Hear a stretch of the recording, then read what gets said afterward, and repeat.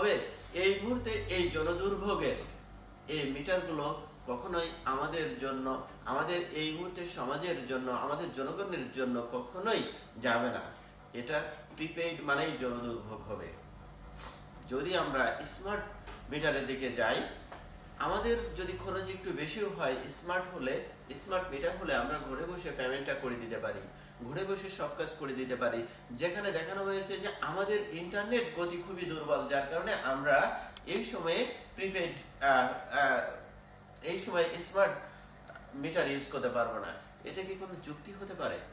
আমাদের আজকে যদি কিছু দুর্বল হয়েও থাকে ইন্টারনেট, আমি জানি না কতটুকু দুর্বল, যদি ধরেও নি যে কিছু দুর্বল আছে, সেই দুর্বল হয়তো সামনের দিকে থাকবে না, কিন্তু সেই যুক্তি দেখিয়ে, এরকম একটা পুরা যুক্তি দেখিয়ে আমরা পোস্টপেইড বা প্রিপেইড বা ম্যানুয়ালের দিকে যেতে পারি না, যে আমরা এখনো লাইন ধরে দাঁড়িয়ে থেকে, কোনো অফিসের লাইন ধরে দাঁড়িয়ে থেকে পেমেন্ট দিয়ে আসবো, তার থেকে যদি মোবাইলে দুটো ক্লিক করে পেমেন্ট দেওয়া যায়, কতটা সহজ হয়ে যায় আমাদের জীবনযাত্রা। তো যা হোক,